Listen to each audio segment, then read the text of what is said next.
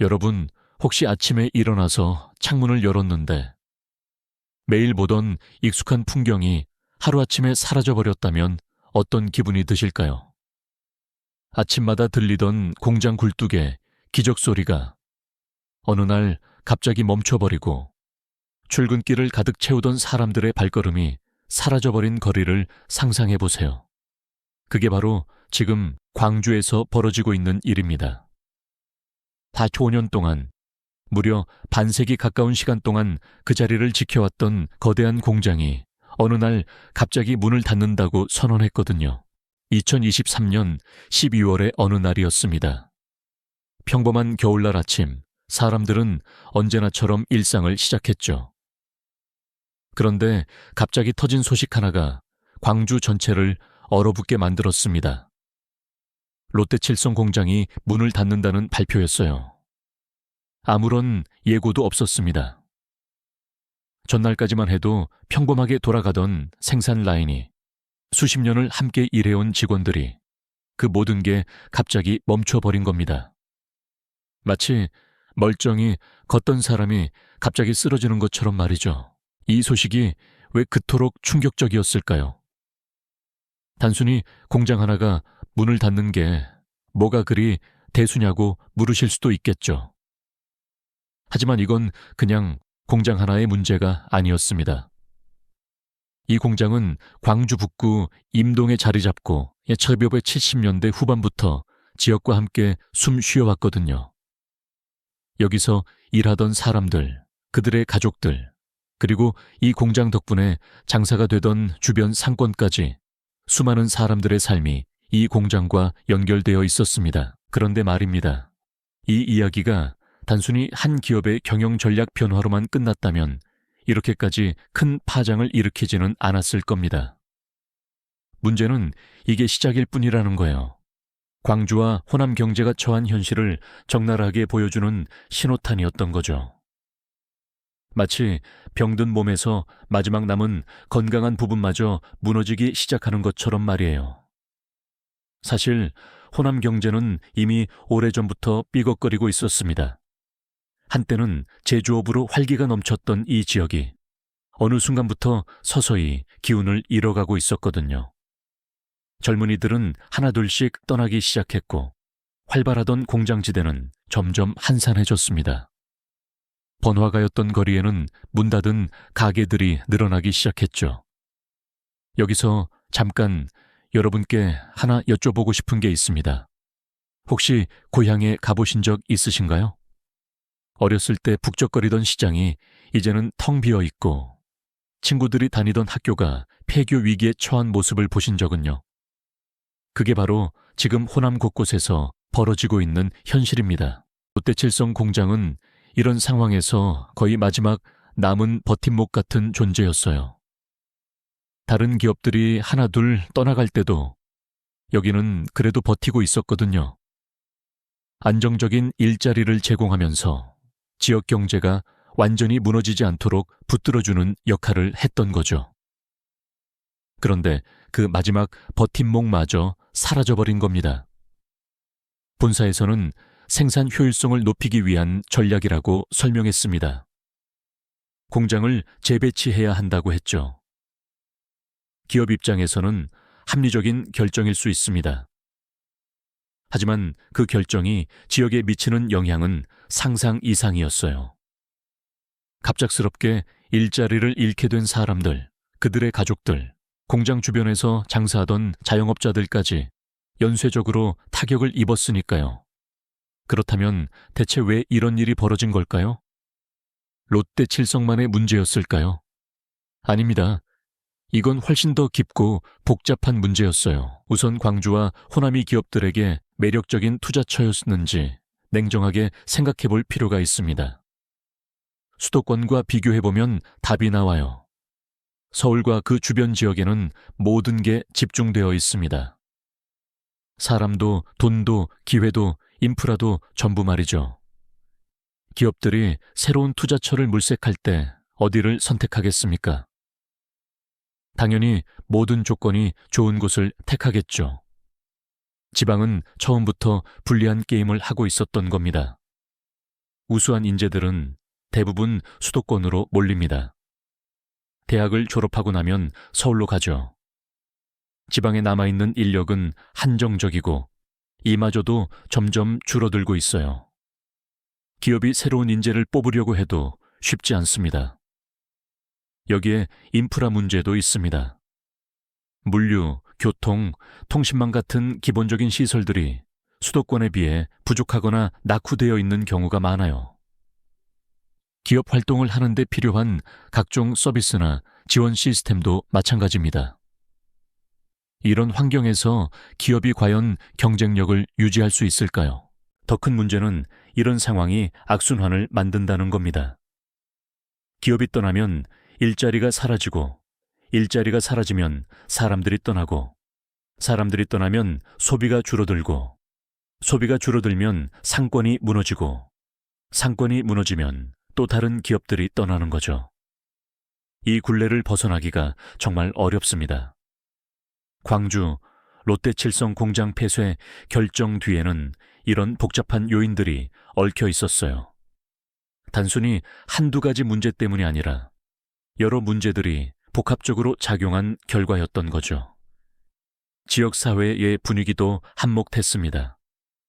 솔직히 말하자면 변화에 대응하는 속도가 느렸어요. 과거의 성공 방식에 안주하면서 새로운 시도를 주저했던 측면이 있습니다. 투자 유치 설명회를 열어도 실질적인 성과로 이어지지 못했고, 기업들이 원하는 환경을 만들어주지 못했죠. 정치적인 요소도 무시할 수 없습니다. 정책 결정 과정이 매끄럽지 못했고, 단기적인 성과에만 집중하는 경향이 있었어요. 장기적인 안목으로 지역 경제를 키워나가기보다는 당장 눈앞의 이슈에만 급급했던 겁니다.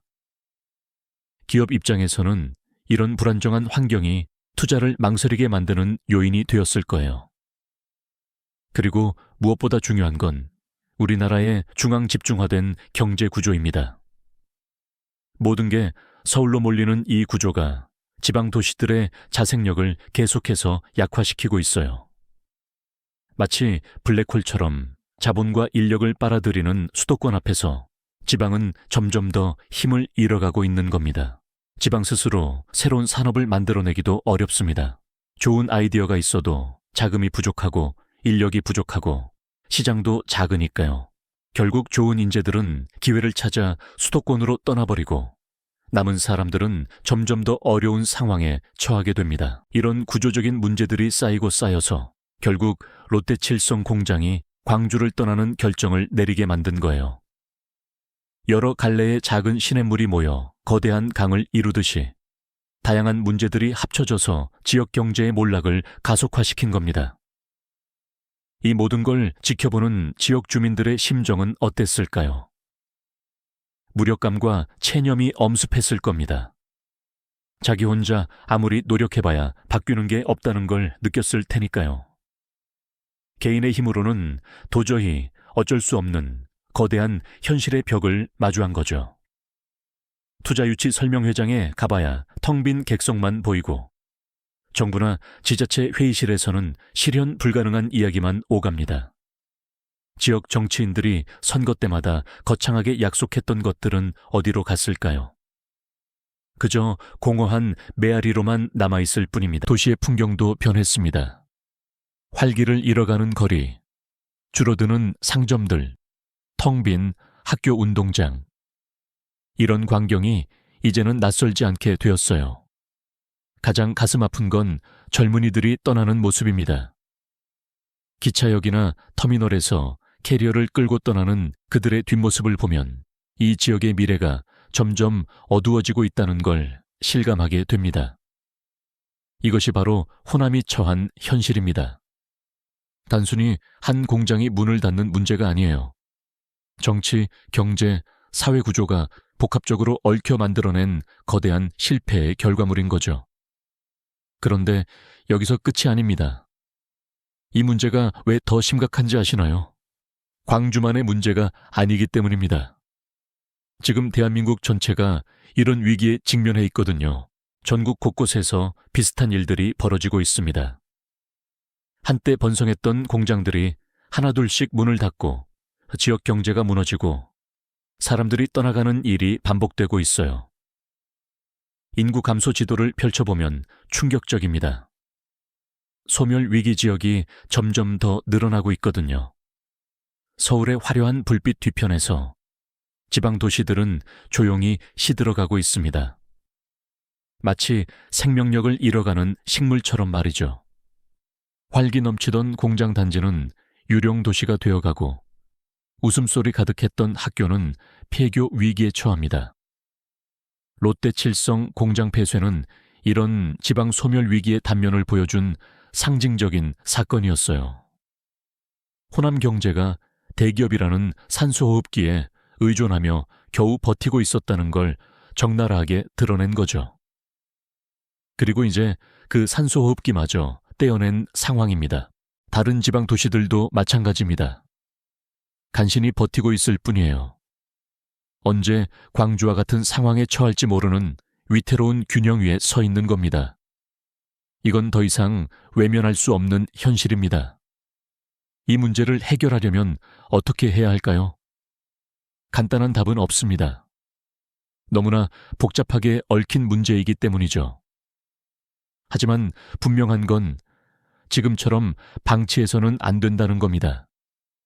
중앙 집중화된 구조를 바꿔야 합니다. 수도권으로만 모든 게 쏠리는 이 시스템을 근본적으로 개선하지 않으면 지방은 계속 쇠퇴할 수밖에 없어요. 지방 도시들이 스스로 성장할 수 있는 환경을 만들어줘야 합니다. 기업들이 지방에 투자하고 싶어지는 조건을 만들어야 해요. 인프라를 개선하고 규제를 합리화하고 인재를 양성하고 유치할 수 있는 시스템을 구축해야 합니다.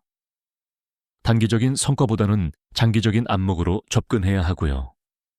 지역사회도 변해야 합니다. 과거의 방식에 안주하지 말고 새로운 시도를 적극적으로 받아들여야 해요. 실패를 두려워하지 않고 도전하는 문화를 만들어야 합니다. 무엇보다 중요한 건 이 문제가 특정 지역만의 문제가 아니라는 인식입니다. 대한민국 전체의 미래가 걸린 문제예요. 지방이 무너지면 결국 나라 전체가 흔들릴 수밖에 없습니다. 지금 이 순간에도 KTX역에서는 고향을 떠나는 젊은이들의 발걸음이 이어지고 있습니다. 그들의 뒷모습을 보면서 우리는 과연 어떤 미래를 만들어 갈 것인지 진지하게 고민해야 합니다. 광주 롯데칠성 공장 폐쇄는 단순한 하나의 사건이 아니었습니다. 우리 사회가 직면한 구조적 문제를 적나라하게 보여준 결정적인 신호였어요. 이 신호를 제대로 읽고 변화를 만들어낼 수 있을지는 우리 모두에게 달려 있습니다. 샵 5년이라는 시간 동안 한 지역과 함께했던 공장이 문을 닫는다는 건 그저 경제적인 의미만 있는 게 아닙니다. 한 시대의 종말을 의미하는 거예요. 그리고 동시에 새로운 시작을 고민해야 하는 시점이기도 하죠. 우리는 과연 이 위기를 극복할 수 있을까요? 지방 소멸이라는 거대한 그림자를 걷어낼 방법을 찾을 수 있을까요? 쉽지 않은 질문입니다. 하지만 포기할 수는 없습니다.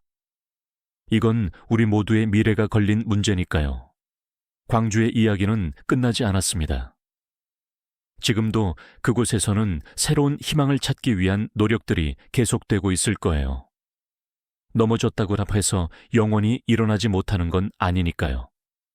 문제는 얼마나 빨리, 얼마나 현명하게 대응하느냐입니다. 이 이야기가 여러분께 무엇을 남겼을까요? 단순히 한 지역의 불행한 소식으로만 받아들이셨나요? 아니면 우리 사회 전체가 마주한 위기의 신호로 느끼셨나요? 어떻게 받아들이시든 이 문제에 대해 한 번쯤 깊이 생각해보는 시간을 가지셨으면 좋겠습니다. 결국 변화는 관심에서 시작됩니다. 이 문제를 외면하지 않고 함께 고민하고 해결책을 찾아나가는 것. 그게 우리가 할 수 있는 첫걸음이 아닐까요? 이 영상이 도움이 되셨다면 좋아요와 구독 부탁드립니다. 여러분의 응원이 제게 큰 힘이 됩니다. 감사합니다.